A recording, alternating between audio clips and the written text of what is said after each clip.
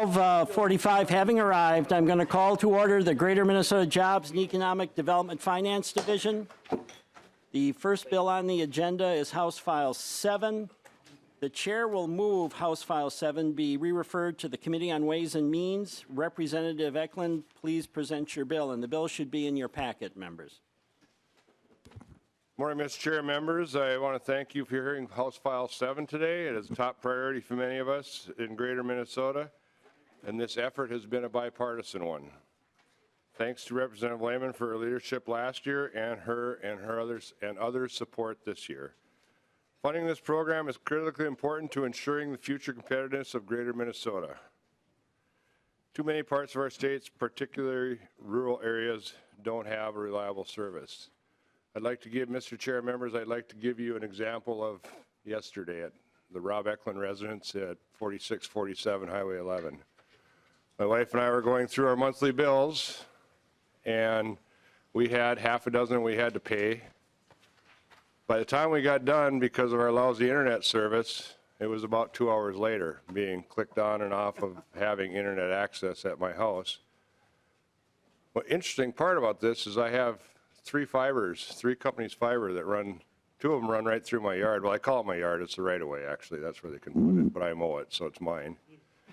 And then the other one is right across the road in the right of way in the ditch right across from my house. So I have three companies fiber running within 100 yards of my house or less, and I can't access any of them. The one that I can access is through DSL from there, however they do it further down the road to get it back to my place. So that's just one of many stories that I could use from the Rob Ecklund residence. There's more and more that we have with bad internet service, so I'll leave it at that.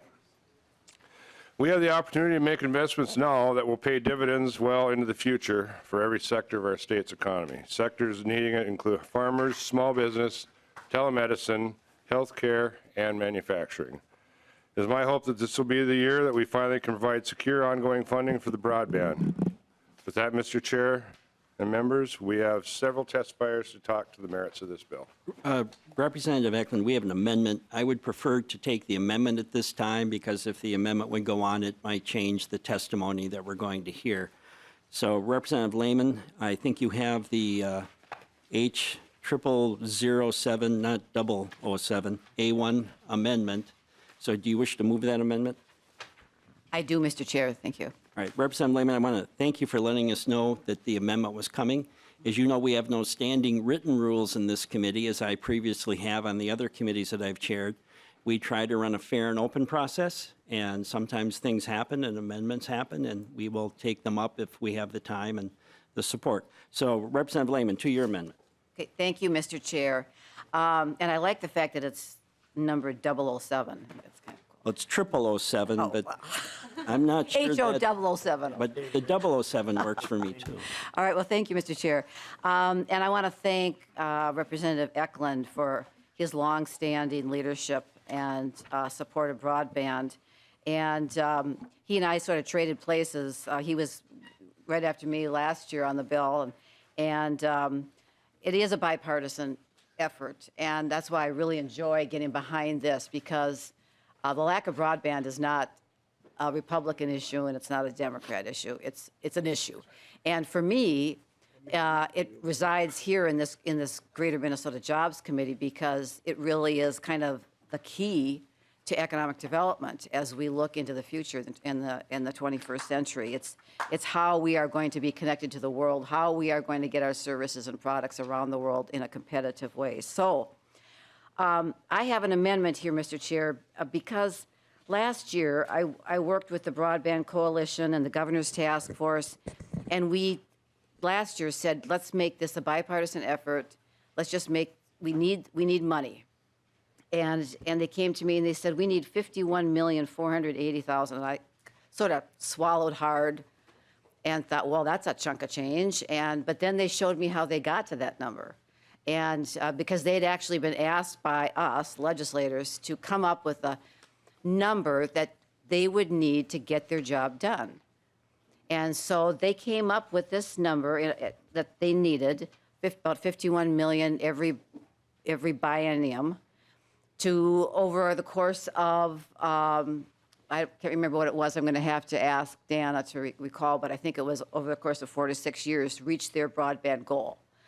And unfortunately, we were only able to come up with 15 million last year. And, but I'm very pleased because, as we all know, we get budget targets in committee, and the Jobs Committee last year got a budget target of 15 million, and it was, all of that 15 million went to broadband. So I came away pretty happy about that.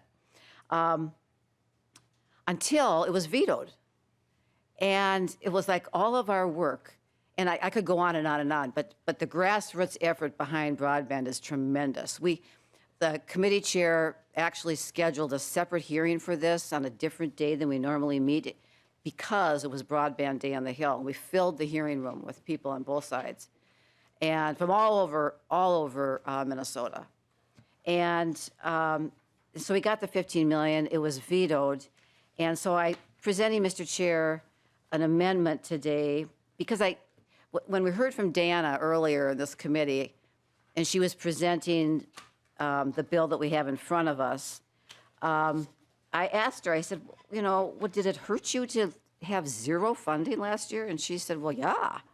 You know, we could continue with the projects that we had, but we couldn't entertain new projects. And so I took that to heart, and I am here to present my 7A1 amendment that simply adds to the bill, insert 15 million in fiscal year 2019, and to actually make that amount effective the day after final enactment. So I'm hoping that this bill, you know, Representative Ecklund, I know you're not in charge of the path of this bill, but I hope that it makes it on its own to the governor, and so that when the governor signs this additional funding would be made available immediately. So that's my amendment, Mr. Chair. Representative Lehman, I'm going to ask staff to clarify for us when we insert the extra 15 million. Are we looking at a base adjustment, or are we looking at one-time funding with the money that is in the bill and then with the addition of the 15 million? I'm looking at adding 15 million that would be available immediately. Representative Lehman, I understand that. What I want clarification. Okay. Is this one-time money or is this base adjustment? This is one-time money. That's the clarification that I want, so people understand this is one-time money and not a base adjustment. Base adjustments roll forward, they tend to get more expensive. Yes. So it's one-time money. So Representative Ecklund, I'm going to have you address the amendment first because we're adding more money to your, or the amendment would be adding more money to your bill. Thank you, Mr. Chair. Members, I talked to Representative Lehman in this past weekend on this bill, on this amendment.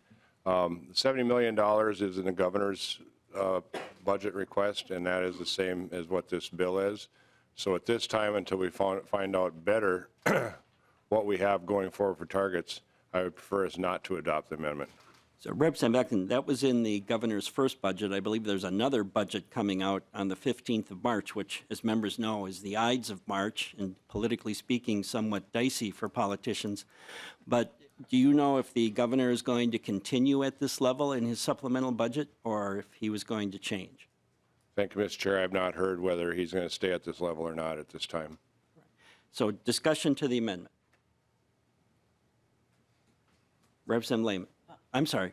Representative Anderson, did you wish to speak? I did. All right. Sorry. Representative Anderson. Thank you, Mr. Chair. This is interesting, and we did something like this in agriculture where we appropriated some money immediately for mental health assistance for farmers, and it was taken out of existing funding that was available in a program called Agri in agriculture. Being this was allocated last year and it was vetoed, is this money available in some other area under your jurisdiction? We could use this as existing funds and not have to change the spending target, Mr. Chair. Representative Anderson, my areas of jurisdiction are rather nebulous, and I'm still trying to figure out exactly what the areas of jurisdiction are of this committee, but I intend to make them as expansive as possible by the time session ends. Representative Anderson. So is that a maybe, that there may be some existing funding you could tap into? I like to articulate things with the possibility of almost anything happening, and quite often anything does. Representative Lehman, to your amendment. And if anyone else wants to speak, I'd be happy to give them. the Representative time. Mahoney. Mr. Chair, it might be good to know if the account is empty at the moment or it has any money left in it, and I don't really know that. Does staff or anyone know whether there's money left in the broadband account? Representative Mahoney, we will defer that question to staff. Mr. Chair, representatives, we're not sure the exact amount right now. We would have had to check, like, for example, earlier today, but it is roughly $100,000. Thank you. Representative Lehman, you made the comment about his bill proceeding alone. My preference would be that the bill proceeds alone too, but I don't know if that decision has been made yet, and it is going to Ways and Means. But it would be nice to have individual bills on the House floor rather than omnibus bills this session, so that we all understood what we're voting for and against. So I do support your statement about individual bills proceeding if they at all can.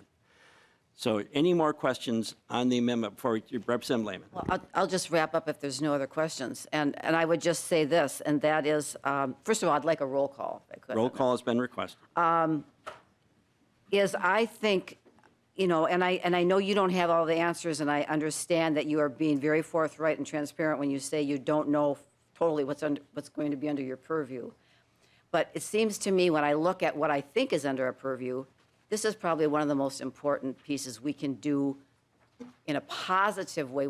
Last time we met, we were talking about being prepared for disasters. With this bill, we're doing something positive to promote economic development, which I'm hoping we can do more of in this committee. So I would just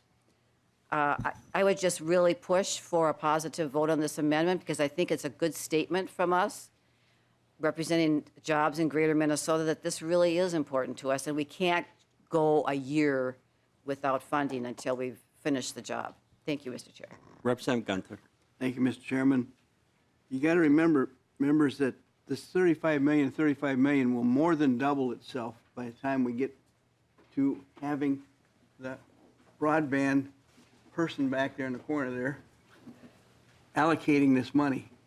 In fact, it probably will be 3 times, because generally speaking, the match is more than 1-to-1. So if we're really interested in taking care of the unserved and underserved, like Rob has up there, we have to put as much money as we can. I know Nebraska, when it first came out, funded broadband for the whole state all at once. Everybody had equal, everybody had some high-speed broadband. I think if it was me and I was king, which I'm not, I would have 100 million and 100 million. So we can get it done so the small communities can be able to have the same things that some of the larger communities have and frankly take for granted. I know in Martin County, according to the map, we're underserved and unserved. Fairmont has it through Midco. It got great speeds and everything else. But I do not think that it's fair for having smaller communities not have the ability and availability of high-speed broadband. Further discussion to the amendment. Representative Mahoney. Well, Mr. Chair and committee members, whether we add 15 million or 35 million, it's amazing to me, having sat on the broadband funding committee since the fund has been the inception. I spent the last several years fighting pretty difficult battles with the past Republican chair who wanted 0 in this, and now all of a sudden we're adding on and adding on. I think that's called irony, but maybe not. So I find it interesting now that today the Republican side of the aisle, which for years tried to tamp it down and tamp it down and tamp it down, all of a sudden has found the broadband religion. So it's good to see that finally. I want everyone to realize that for the last 6 years, the other side of the aisle in the broadband funding supported 0, 10, blood running down the aisles to get to like 15. And now all of a sudden we want 100 million in this thing. So I'm going to support the amendment. I don't know the decision by the time it's all done when it comes to the floor, but it's very frustrating to see that flip. I wish it had been there because when I tried it the first time, I got it sliced down and got fought against by a number of people on the floor and committee. Then the chairman came along and said, satellite will do it, satellite will do it. Had a satellite truck out front. I had amendments like this time and time again. And people on the committee voted them down, which is amazing. So it's very frustrating to see the flip because we have been trying to do this forever. And now we're actually going to do it and you're trying to jump on the bandwagon. You should have some consistency. Further discussion, Representative Lehman. Mr. Chair, Representative Mahoney, I hear you and I hear your frustration. You can only imagine how frustrated someone like myself is when I run up against folks that don't necessarily agree with me. But I will say that there is a rural contingency here in the legislature, and they're not just Republican, they're Democrat as well, that has been supporting broadband for a long time and get it. They get it. Personally, I've been working to promote broadband before broadband became a word. It was just called high-speed internet. And it was back in the 1990s, and I was head of economic development in my county, and I built something called the Itasca Technology Exchange to bring in the first high-speed internet so that startup businesses who wanted to use the internet could have redundant coverage. And since that time, I've been in economic development, and I've been working at broadband as one of the #1 issues. So this is no flip on my part. This is a consistency that I've now in a position to actually put money where my mouth is, put money into broadband, and so that's why I'm doing this amendment. Thank you, Mr. Chair. Further discussion. Representative Poppy. Thank you, Mr. Chair. I just have a question for the author. Are you planning to do 15 million and then minus, so 35 minus 15? So it's 15 now, then it's 20, then it's 35, or are you 15 on top of 70? Representative Lehman. Mr. Chair, Representative Poppy, I'm talking about 15 million on top of the 70 and 15 million available immediately. And it's one-time increase. What I'm trying to do, Representative Poppy, Mr. Chair, is to make up for the 15 million that was vetoed last session. There was no funding last session at all for broadband. Further discussion. Before, a roll call has been requested, and before I call the roll call, I want to remind the committee and the people in the audience that in a roll call, the chair has the versatility to vote a number of ways. The chair can vote first, the chair can vote last, the chair can vote in alphabetical order, or the chair cannot vote. I'm going to ask that the roll be taken, and the chair is going to vote first, and the chair is going to vote aye. Representative Lean? Representative Anderson? Yes. Representative Barr? No. Representative Brand? Representative Daniels? Yes. Representative Demuth? Yes. Representative Gunther? Yes. Representative Lehman? Yes. Representative Lislegard? Representative Mahoney? Yes. Representative Purcell? Representative Poppy? Sure. Representative Sandsted? Yes. Representative Sauk.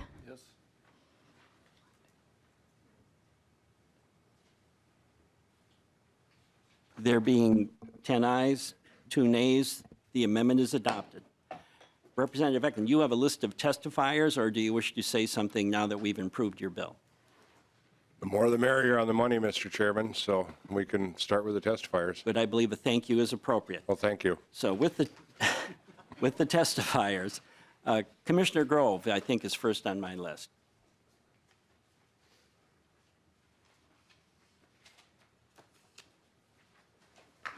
Welcome to the committee, and please identify yourself for the record. Mr. Chair, members of the committee, my name is Steve Grove, and I'm the Commissioner of the Department of Employment and Economic Development. Let me dive right in. This is my second time in front of this committee on this really exciting piece of legislation. We are thrilled that Representative Ecklund has moved this forward and are really excited about making broadband in all of Minnesota homes a possibility. The governor has campaigned on this. He's made it a core part of his budget. I am here on his behalf and on the Lieutenant Governor's behalf to reiterate just how much we believe this is important to the future of Minnesota's economy. As you all know, we are at the point right now where about 90% of the homes in Minnesota have access to high-speed broadband. That's 25 megabits down, 3 megabits up. And that last 10% is the toughest 10%. And so now is the time to really make sure that we incentivize the construction of broadband lines to ensure that every house in the state can have that access, and this bill puts us on a path to get there. As you all know, the statutory requirements state that we need to get to 25 down, 3 up by 2026, and that the lines that we put in to ensure that that connection is stable also be able to take an even higher and faster speed of broadband at 100 down and 25 up, which you really want to have high-speed broadband. So the math on this is pretty simple. The 35 and 35 is something we're able to calculate after having run this program for several years at DEED. So we know exactly what it will take to put us on the path to get to that space. 185,000 homes are at stake. These are the homes that need to get broadband with this money. Since 2014, this program, which is one of its first of its class in the nation, has invested $85.6 million to make sure broadband reaches all Minnesota households. We've gotten over 33,000 households connected with broadband, and we've leveraged $110 million in private and local matching funds as well. So again, this isn't just the state paying for broadband, it's a really innovative matching program that makes that possible. We have a national leader at DEED who leads this program. Her name is Dana McKenzie. You all know her well.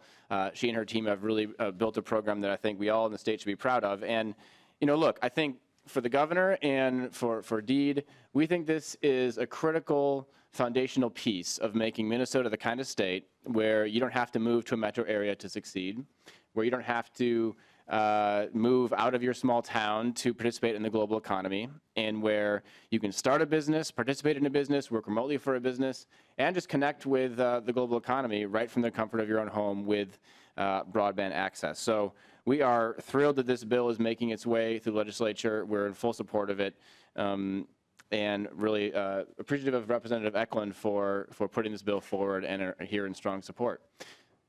With that, I will take any questions you might have for DEED. Representative Pulaski. Commissioner, address the improvements we've just made to the bill. How do you anticipate this bill now that it's been improved?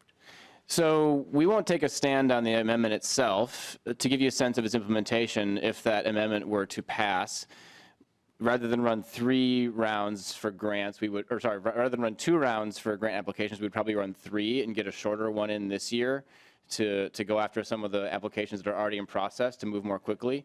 That's how we would administer the amendment if it were to pass. So, Commissioner, I know that you probably can't, but I'm going to ask it anyway. What would be in the supplemental bill on the 15th for broadband from the governor?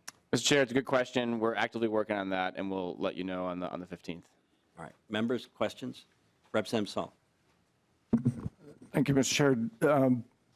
I know that this is not something you're going to answer off the cuff. Can this map be produced so that it would show incremental improvement? And there are 2 increments that I'd like to see. The amount that could be installed within, let's say, a 6-month roll ahead, and then also incremented by dollars. So if I'm living in Martin County, is that right? I know that that's rural space, and so that gives me a good way of understanding how is this engine moving as it goes across Minnesota and it starts to impact the people with the highest level of need. I happen to be lucky enough that I live in one of the major cable markets, and so theoretically, I always have access to a pretty big pipe if I just want to pay for it. I know that's not true in places like Martin County, and it'd be really interesting. This is an interesting map, but I suspect it's got a certain amount of age on its colors already, and so it doesn't look forward at all. So I don't know if that's available, but that'd be very useful. Thank you. Commissioner? Mr. Chair, Representative, it's a great question. Let me talk to staff and see what we can do. Further questions of the commissioner? Representative Mahoney. Thank you, Mr. Chair, and to the commissioner. I can't remember the exact numbers that we've put into this program over the last 6 years, but 70 million, I believe when it was first brought up, it was a $200 million bill. I think we've got to be at 125 or somewhere in that neck of the woods that we put into it. What's left after the 70 million? Commissioner. Representative, sorry, Mr. Chair, Representative, the 70 million is calculated on the theory that, on the calculation of how much we would need to spend each year between now and 2026 to meet these goals. And so we know that amount because we've been administered the program in the past. It is just a biennial number, and so that is the ask.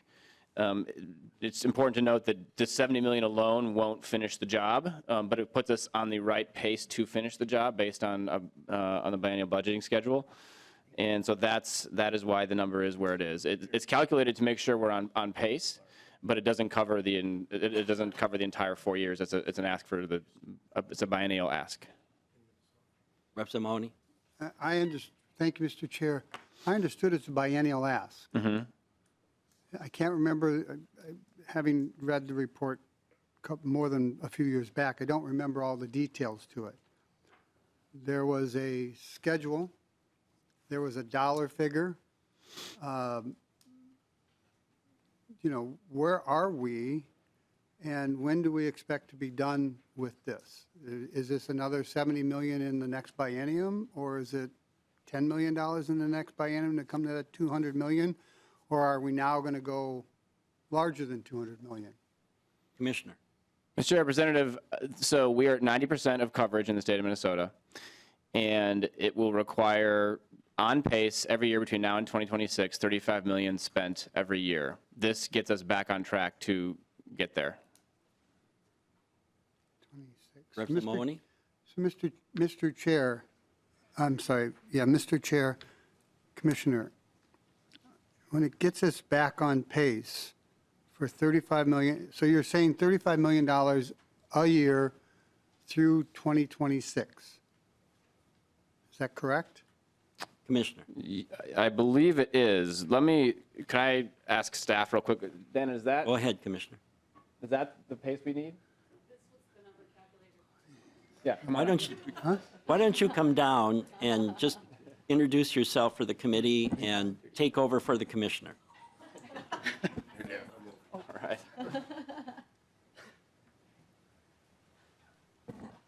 Mr. Chair, Committee, my name is Dana McKenzie, and I'm the Executive Director for the Office of Broadband Development. And to answer your question, the number that we're talking about today was actually a number that was calculated to achieve the 2022 goal. And so as the current calculations that came out of the Broadband Task Force were based on an annual number between now and the year 2022. I think that... Representative Mahoney. No, now, Mr. Chair, now I'm even more confused. It was based through 2022, and what was the original number? That came out of the task force report. What was the original number? Mr. Chair, Go ahead. Representative, there have been a number of, the task force has issued a recommendation each year, and it has been modified based on progress. I believe you may be referring to a $100 million ask that was made early on in their history. I'm not going to remember which year that was. Representative Mahoney. Mr. Chair, thank you, Mr. Chair. Ms. McKenzie, again, it's been 3 years, or better, since I've read the report cover to cover. I know there was an original number that said this was how much we were going to put into it and should get us completely covered statewide. Do you remember that number? Ms. McKenzie. Mr. Chair, Representative, I apologize. I do not recall that whole number has ever been calculated because there is a significant recognition that this is a moving target. There are federal investments being made each year. There are private investments being made. So each year the task force makes a recommendation based on the new inputs of what has happened during their deliberation during that year. So I apologize, but I don't recall a whole number that was the estimate for the entire Mr. Chair, all of wax. Representative Mahoney. do you remember how much the state has put in at this point, up to today, or whatever? Ms. McKenzie. Mr. Chair, Representative, the state has invested $85.6 million. So,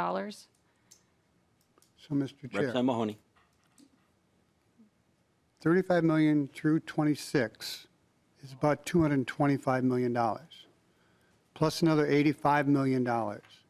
And none of that's going into any metro county at all, period. It's all going to greater Minnesota, correct? Ms. McKenzie. Mr. Chair, there have been suburban outer ring communities that have received small grants. However, the vast majority of it is going to greater Minnesota communities. So just Representative Mahoney.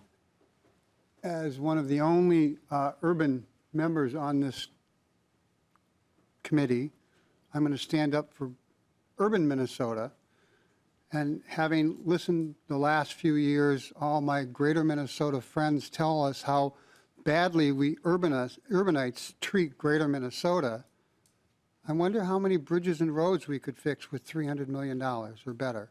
I wonder how many other things could be done out in greater Minnesota for $300 million. I'm just very frustrated with being told that we treat greater Minnesota as our poor cousins. We're partners in this whole thing. Economic development, more than 60% goes to greater Minnesota every year. That covers all pieces and all parts. And this is another $300 million adding on to that. I want my greater Minnesota colleagues to remember that for every dollar greater Minnesota sends in, they get almost $1.40 back. Which means that for every dollar I send in, or my constituents send in, I get 60 cents of that dollar. I don't think I've ever, or any of our your urban colleagues ever forget that this is one Minnesota. I'm not asking for presents on Christmas. I'm not asking for anything else like that.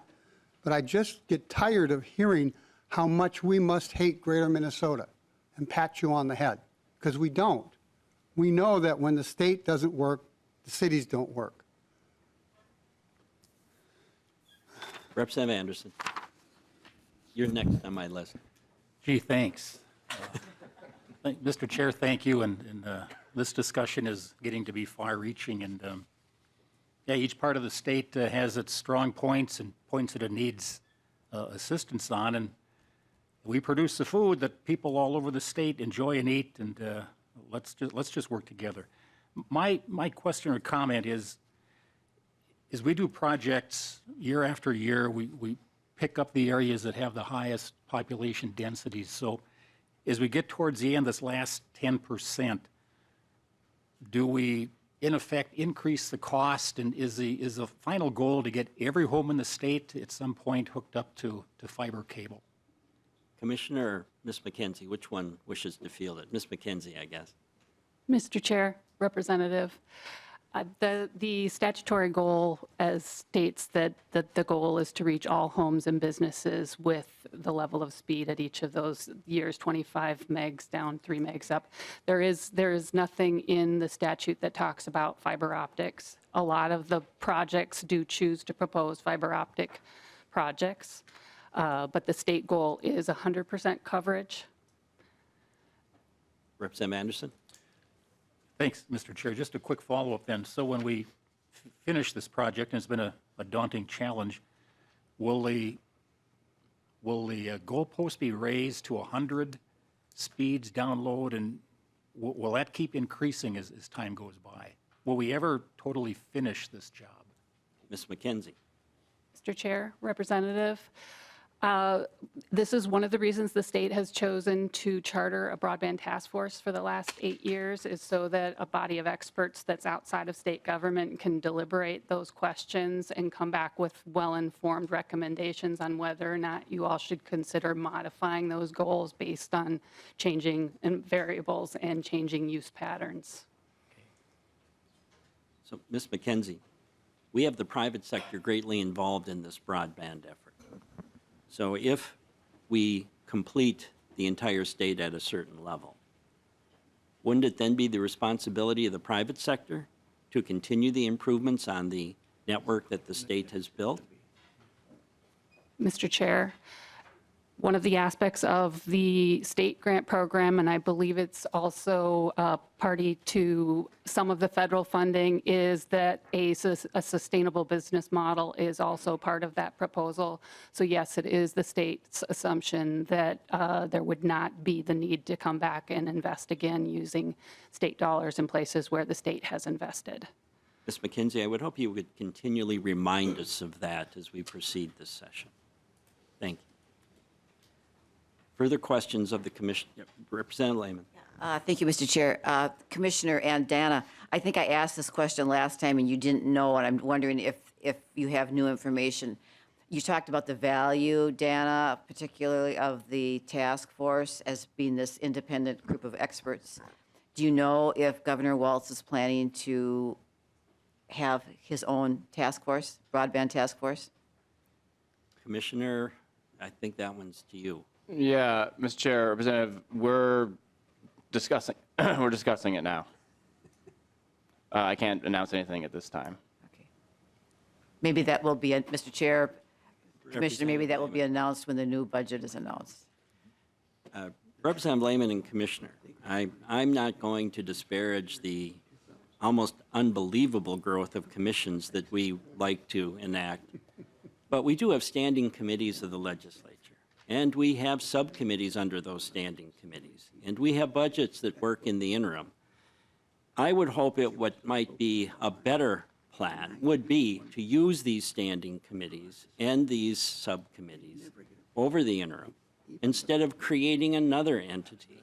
These commissions, and I remember in 2014 where Governor Dayton tried to eliminate some that hadn't even met and met resistance. So just as a possibility, perhaps, the governor might wish to work directly with us. It's just a thought. All right, Mr. Chair. Well, thanks for that. I appreciate the advice. I think the Broadband Task Force has been a vital body for external advice and wisdom on these goals that has been helpful in the past. But I agree with you that we should be looking at all voices in this, and I thank you for that advice. Well, Commissioner, I would question the vitality of endless numbers of commissions being enacted and almost none of them ever ceasing. Representative Lean. Thank you, Mr. Chair. Can you speak, I assume this would be Ms. McKenzie, can you speak to the percentage of households in greater Minnesota that are at that 100 download, 20 upload rate?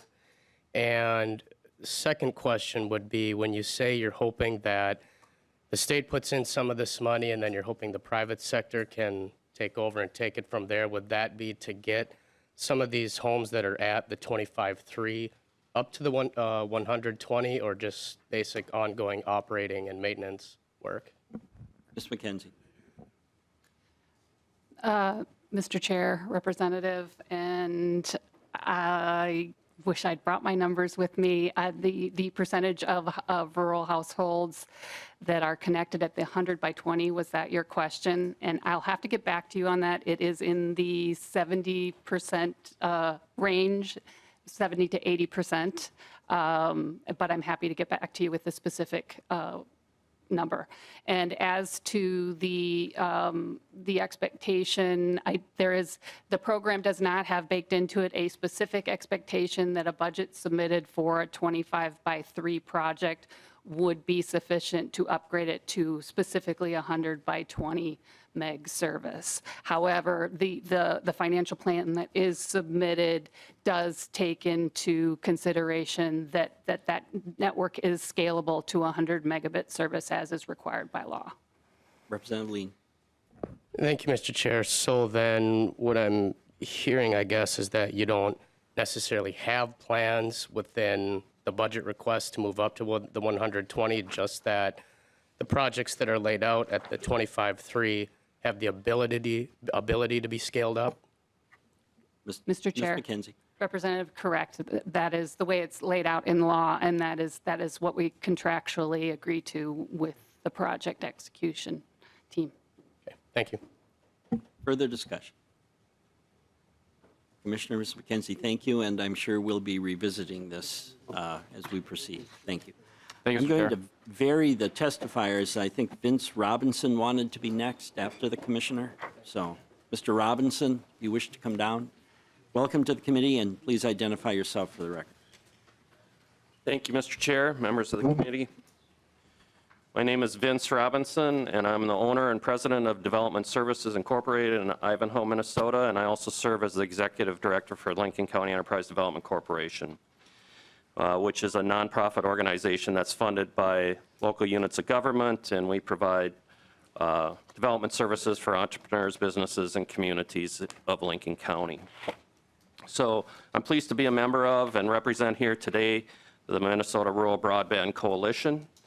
You have the fact sheet in front of you that you've referenced already.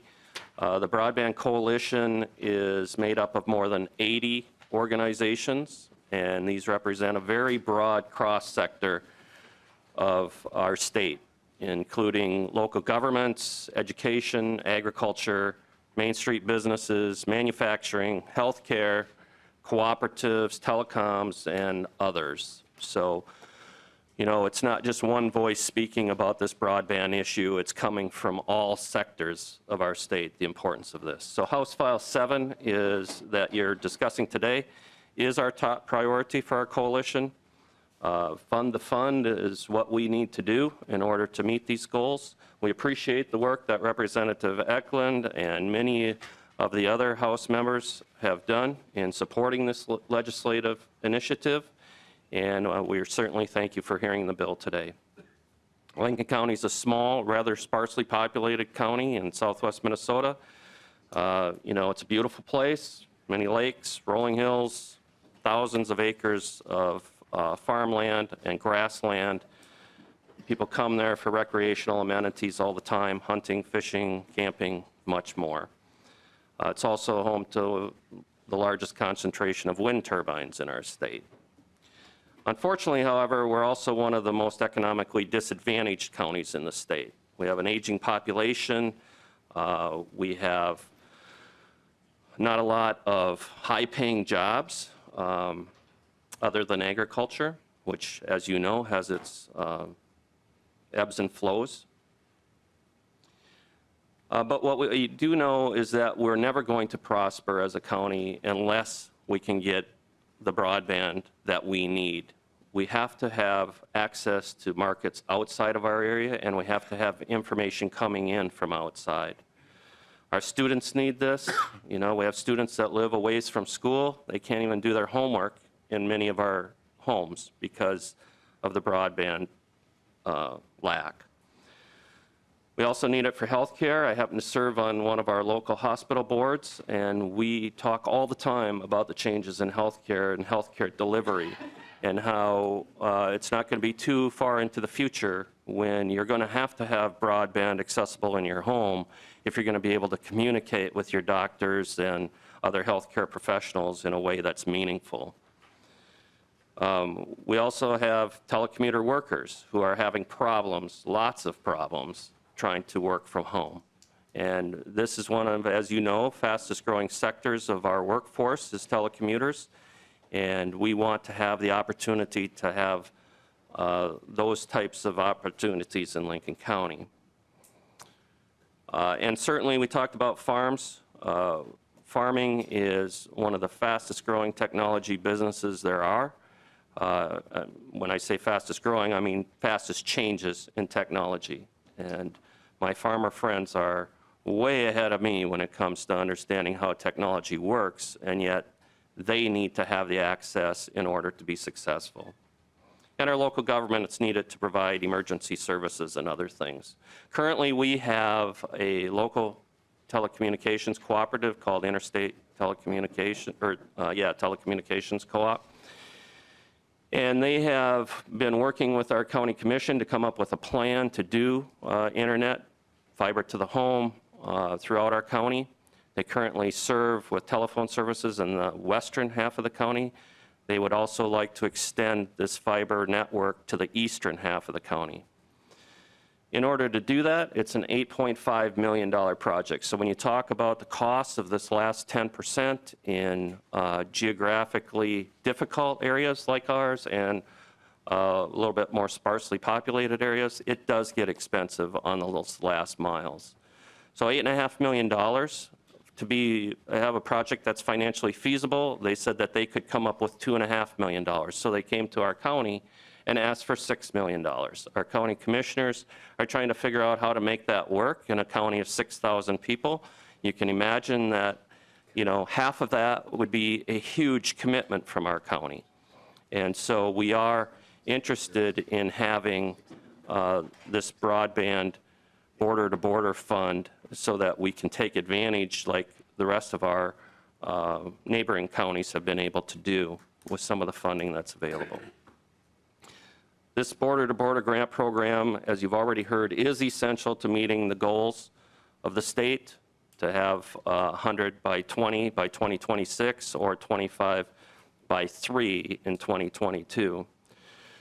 You've already heard about the targets that were laid out previously and how those targets have adjusted over time. We appreciate the funding that we've had in the past. It was a huge disappointment last year, as you've already heard, to see all the work that we put into getting even the nominal amount that we were awarded from the legislature to be vetoed at the governor's office. So we want to pick that back up. We're very happy to see the support that we're getting this year, and whatever we can do to assist with that going forward is what we're here to help with. It's imperative that in order for this entire state to raise, that we meet these goals. It doesn't do those who have good broadband access a lot of good if they're trying to communicate with people in our county that don't have that access. So it's as frustrating on both ends, whether you have high-speed internet now and your customer doesn't have it, or your family member or your student doesn't have it. It's extremely frustrating all the way around. So those that already have it should be as supportive as of this as those that don't have it, because it's going to take all of us in order to reach the full potential of what the internet can do for us.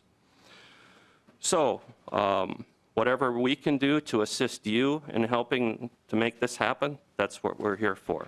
And again, Mr. Chair, members, thank you for having me here today, and I'll be happy to answer any questions. Questions, members? Representative Anderson. Thank you, Mr. Chair. Mr. Robinson, you made reference to the this colored fact sheet, and just had a question on the map.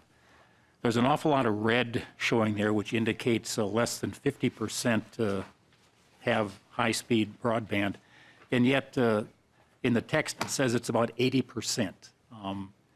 The map colors wouldn't indicate that. Could you comment on that 80% figure of rural Minnesota having high-speed broadband?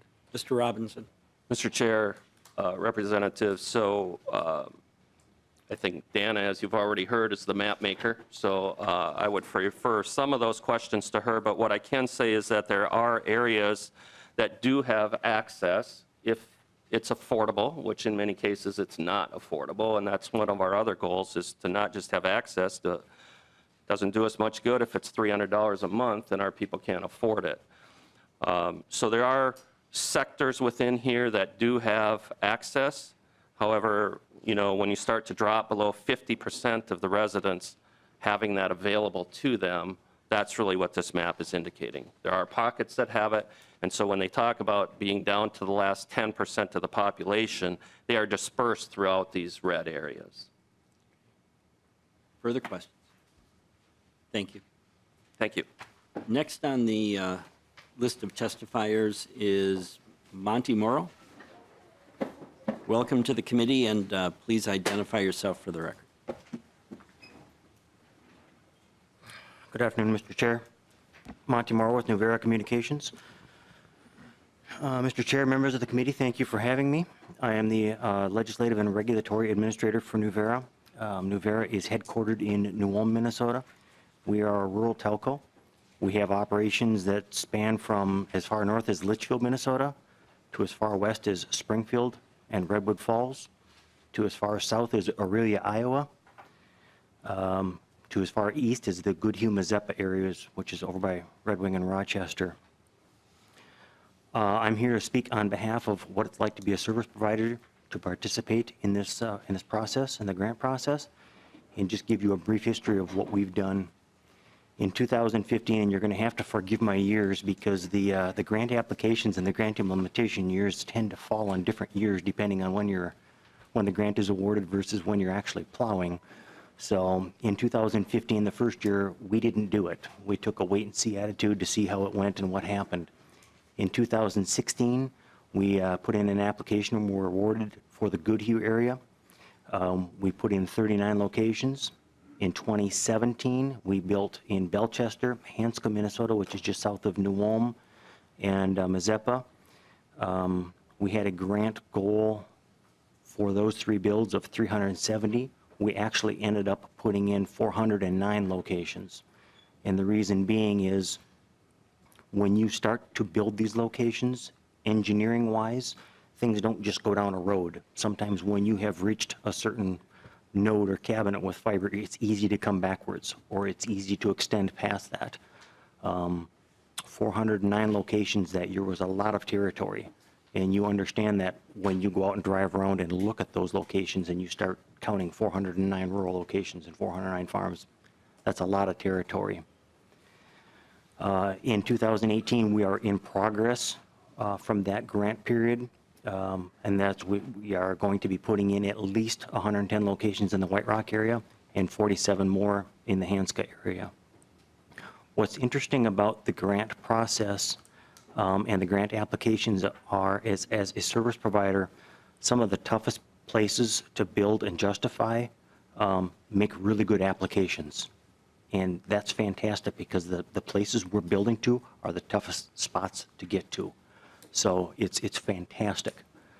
Probably the things that I've learned the most throughout going through this process is the customer profiles. What I thought we knew was going on in our territory, who I thought we knew lived in our territory, I couldn't have been further off. The applications, and you learn that when you go do the reviews, when you're driving around with the technicians, sitting in the truck, talking about which farmer does what they do. Some of the examples that I have for that is down in the Rochester area, the Goodhue-Mazeppa, White Rock area, we have lots of Mayo employees. We also have lots of smart farms, livestock, video security, data tracking, et cetera.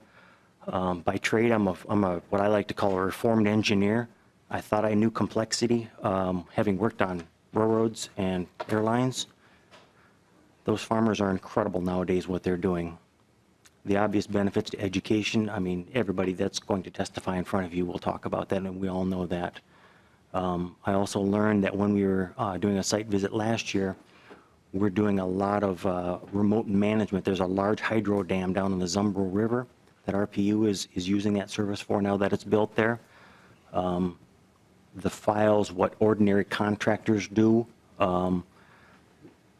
their bids, their specs, their drawings, the stuff is incredibly data intensive. And probably the best example that I have, that I don't have proof to give you, because we don't have permission to do it, it would be marketing gold if we did have it, is in the Hanska area, we have a gentleman that's producing soundtracks for Hollywood movies.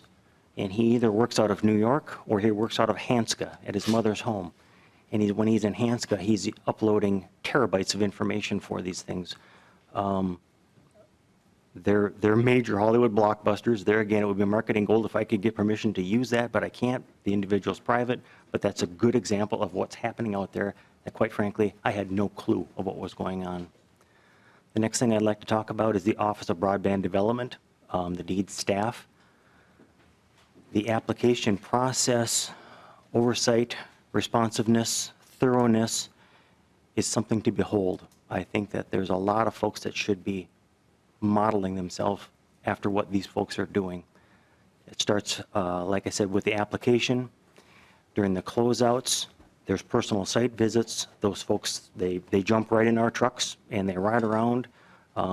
As one former member of the OBD who's sitting behind me said, with our first one, she looked at me and she said, "Okay, Monty, show me what we bought." And you do. You go out, you look at the fiber pads, you look at the cabinets, you go up to customers, you talk to the farmers, you talk to the businesses. It's incredible.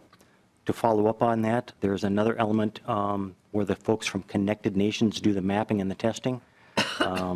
There's a gentleman that shows up with a pickup that's incredibly complex with the equipment that he has in there. He plugs in, if you say you can do gigabit service, he tests it down to the bit and the byte. So if you're not putting out what you say you're putting out, what your bid did, it's not going to pass muster. I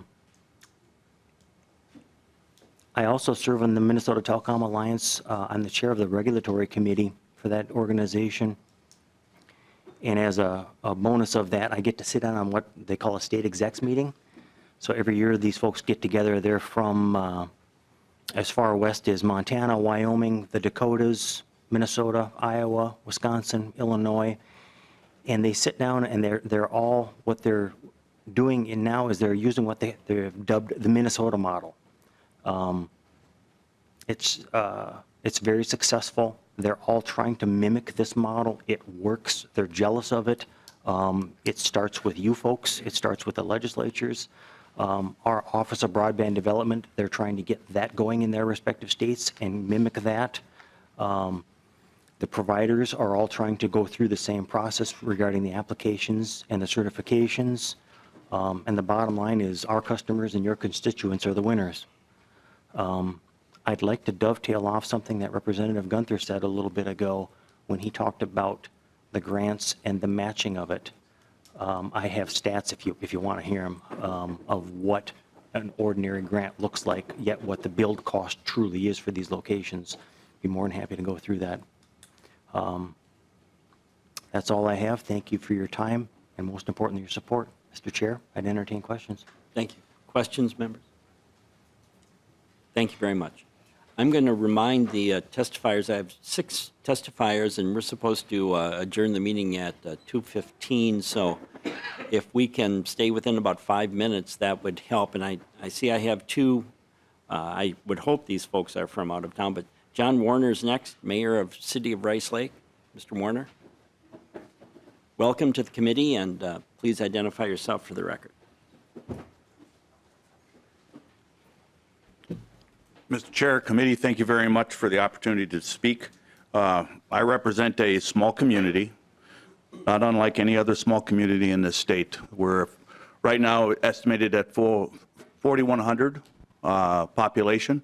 We're the 6th largest governmental body within St. Louis County, and we have been that 6th largest for since the 60s.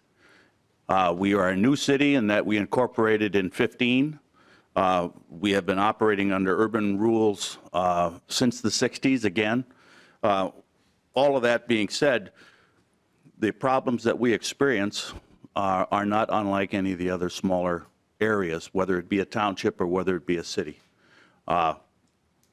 Just as a couple issues that, and I'm going to be very brief because I want City Councilor Hurstead to also speak. She's been leading this effort within the city. But just as an example, as far as our legislative priorities that we've had, City Hall is not some little stick-built building sticking in the woods or next to a pasture, okay? That building was built in the 70s. It's a concrete building, block building.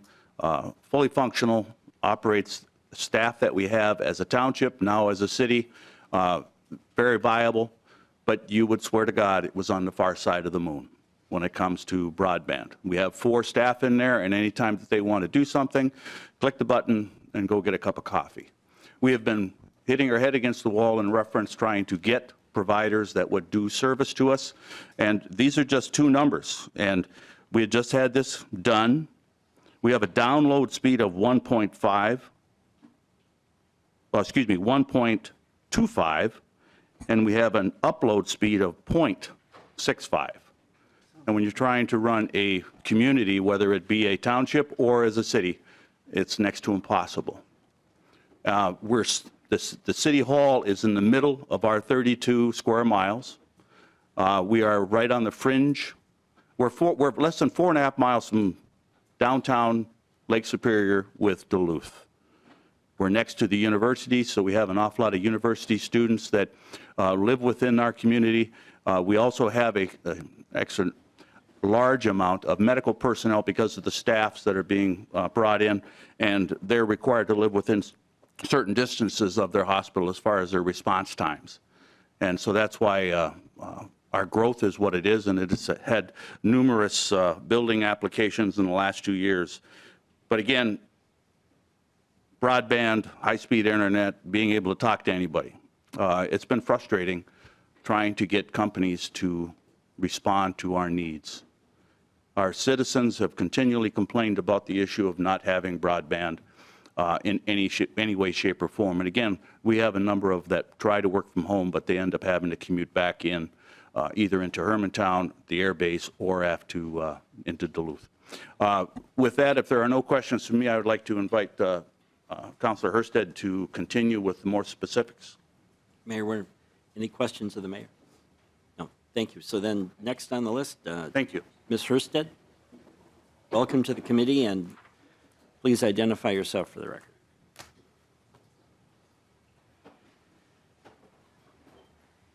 Thank you, Mr. Chair, representatives. My name is Suzanne Hurstead, and I serve on the Council for City of Rice Lake.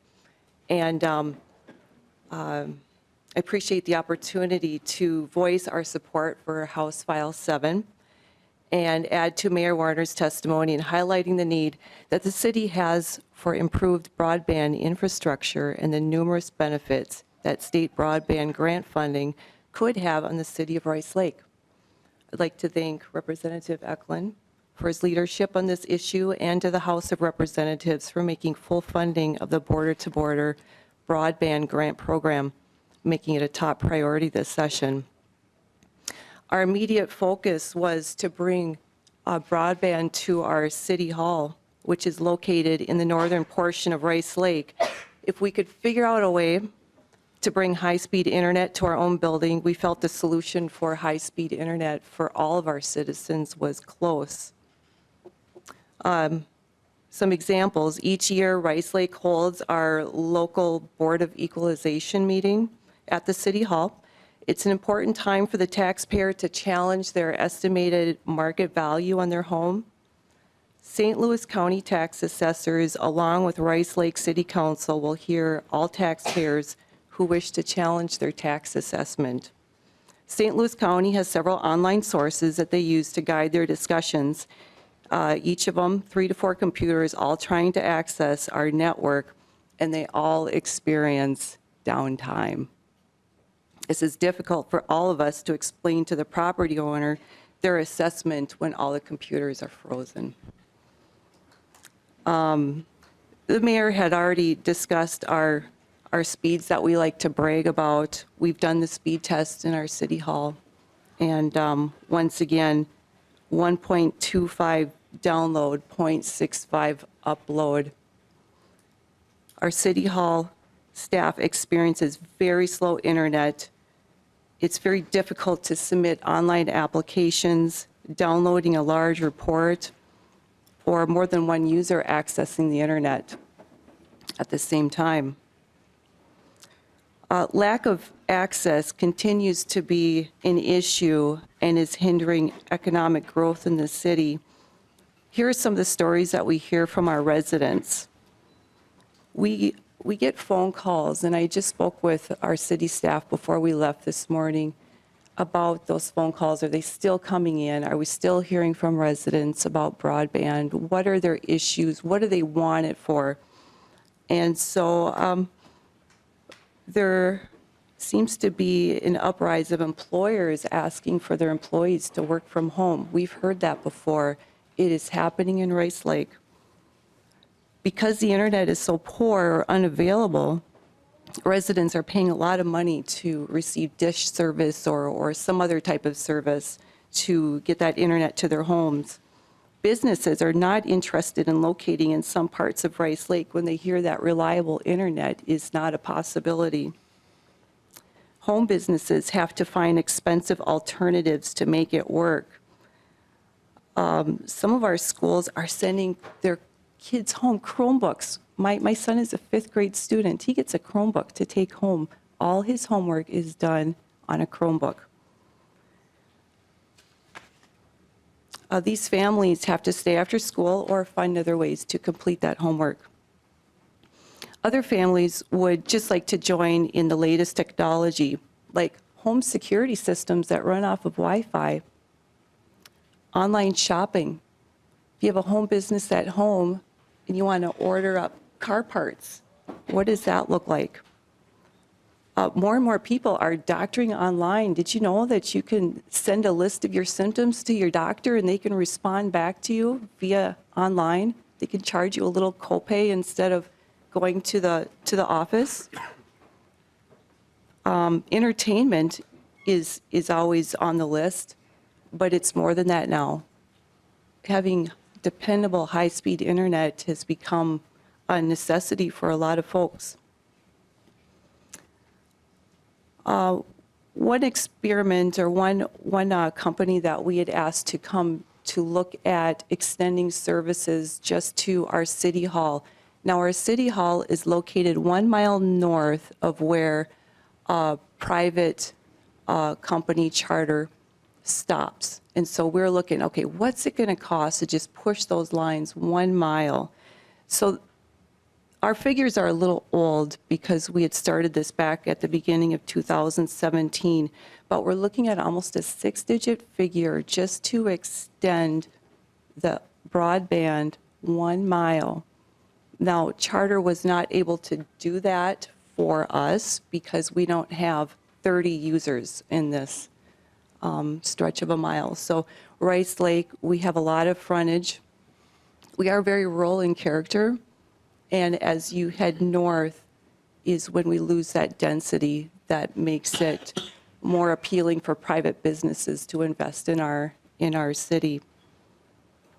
The need for fully funding the grant program will give hard-to-serve areas or cities like Rice Lake the opportunity to create partnerships and to build out scalable broadband infrastructure and provide the entire city with access to reliable internet. A program like border-to-border broadband is crucial for the city to have a chance in bringing broadband to its residents. Without it, broadband is cost prohibitive. The legislature, we agree, should make funding this program a priority. I'm confident that the city of Rice Lake will put together a strong application for border-to-border broadband grant funding if it is available.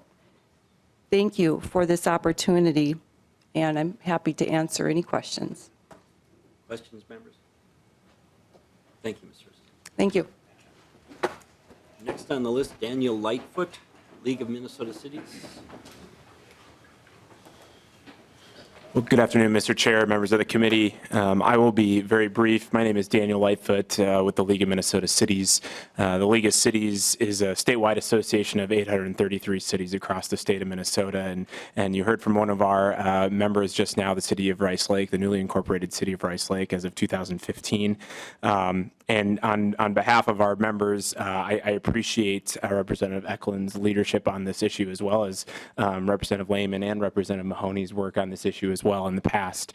The funding for the border-to-border broadband grant program is a priority for the League of Cities, and you heard just now some of the stories that happen in greater Minnesota, but also a couple of communities within the 7-county metro area still have access to wireline broadband speeds of the 2022 speed goal of 25 megabits up and 3 down. So I will just reiterate that high-speed internet is indispensable infrastructure for those living in Minnesota to compete in the global economy, whether it's auto technicians downloading their parts manuals, a student completing an online class, as you just heard, a farmer using tractor guidance systems for precision farming, or a trucking company needing to track shipments and delivery estimates. That access to affordable high-speed internet is crucial, and it touches all facets of life.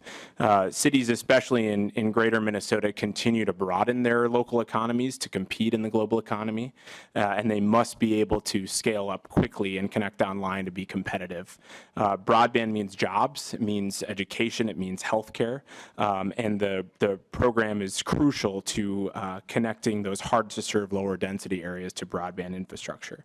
So with that, I won't go any further. I do just want to say I appreciate the efforts this session and making broadband funding a priority, and we hope to get this across the finish line this session. I'll stand for any questions. Questions? Thank you, Mr. Lightfoot. Next, Bruce Miller, Minnesota Farmers Union.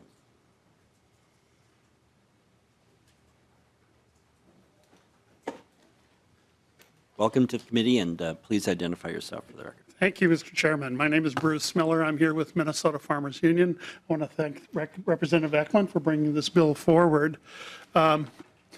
Yesterday, I made my sister a promise that I would bring up what she had to say to me. My sister lives in rural Minnesota, Lake Johanna Township, Pope County.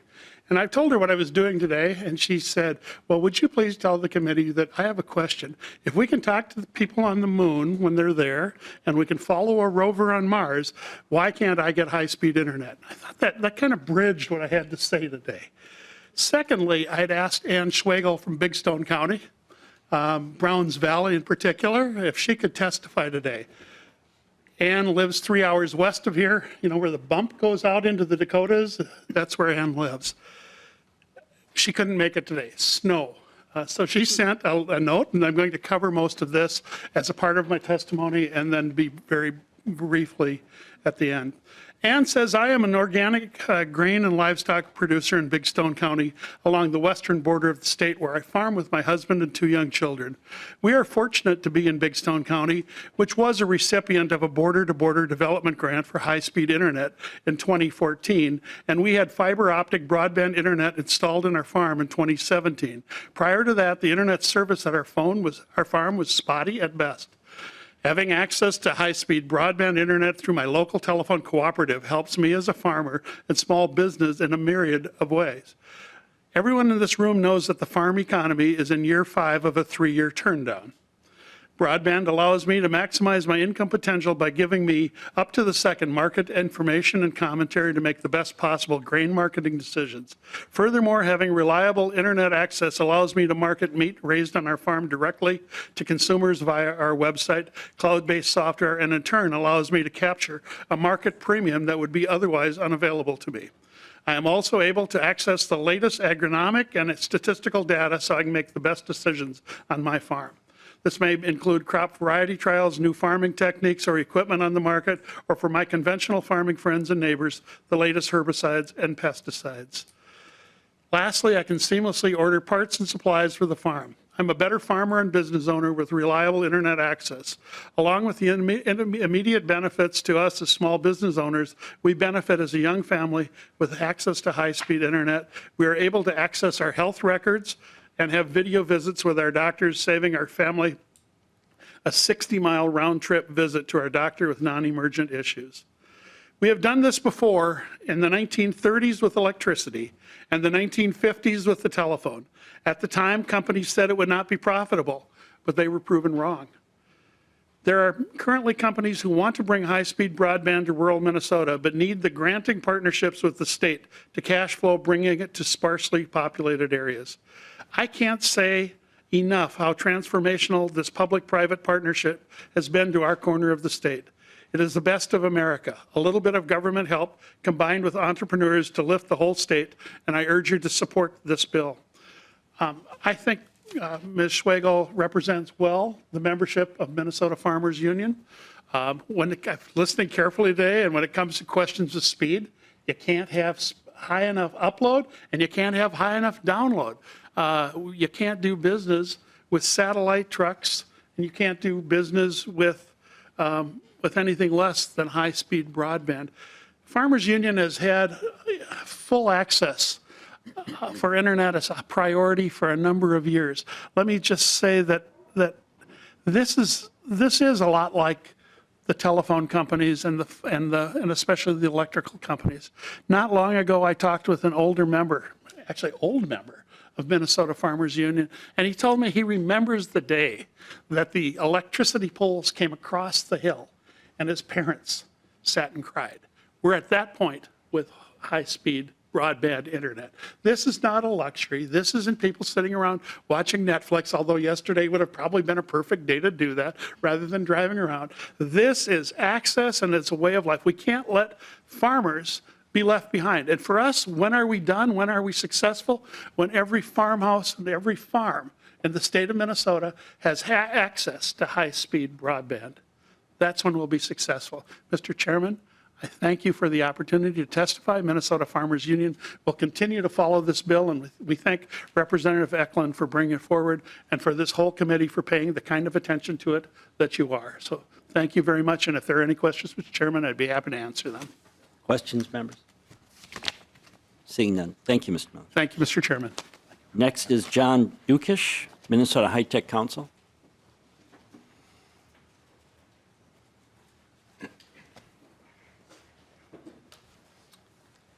Welcome to the committee, and please identify yourself for the record. Mr. Chair, members of the committee, for the record, my name is John Dukic with the Minnesota High Tech Association. I'd like to thank Representative Ecklund and you, Mr. Chair, for discussing this important topic. We're here to testify in support of House File 7.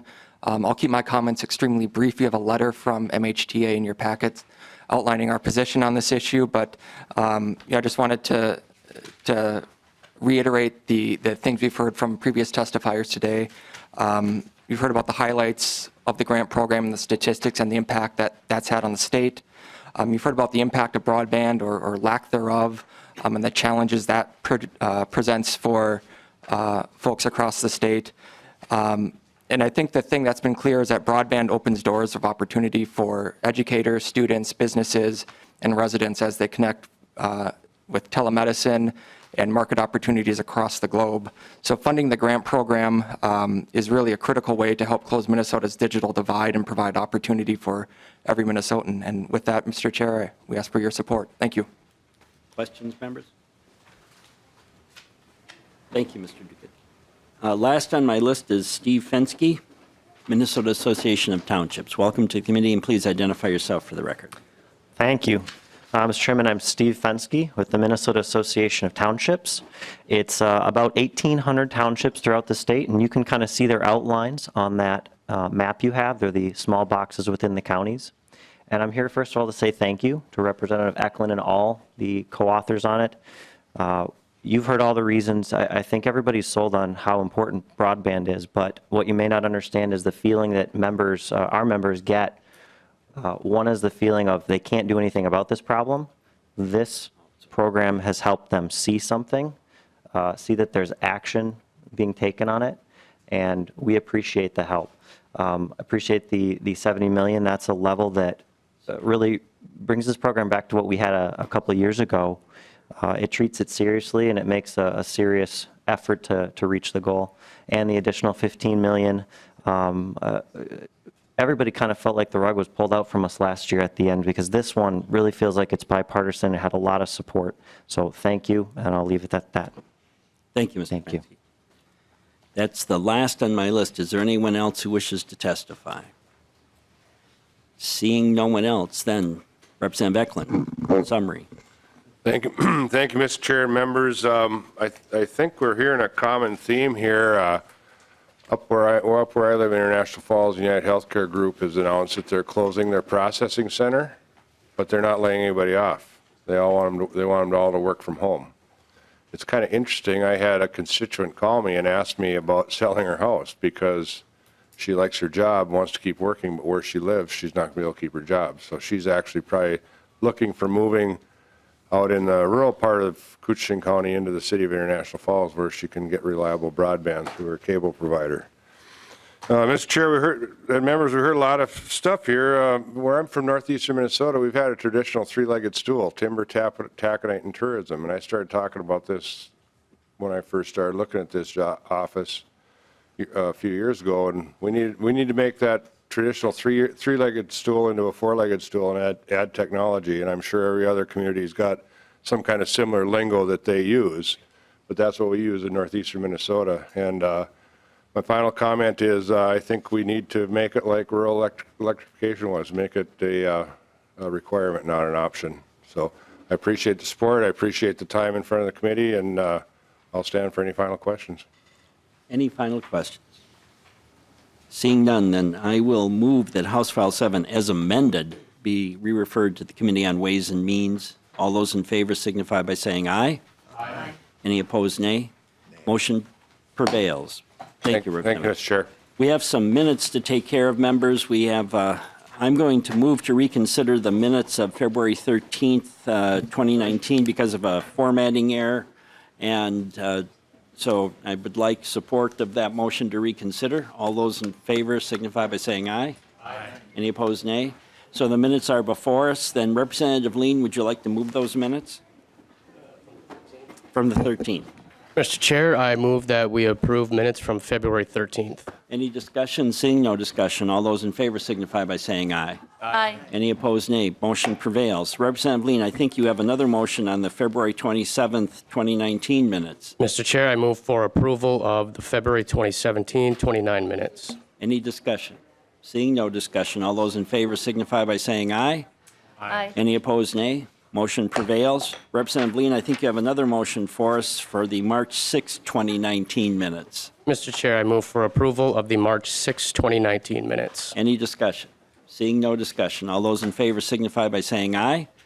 Any opposed, nay. Motion prevails. And then, members, last Wednesday we had a hearing on disaster aid, and there was a press conference on disaster aid today that I participated in. This is going to be a recurring topic for us. We will be revisiting this next week, hopefully with a firmer idea of how much we are going to invest in disaster aid. So just be patient with us, but we've had 2.5 hearings already on this committee, and we're not done. So with that, meeting is adjourned.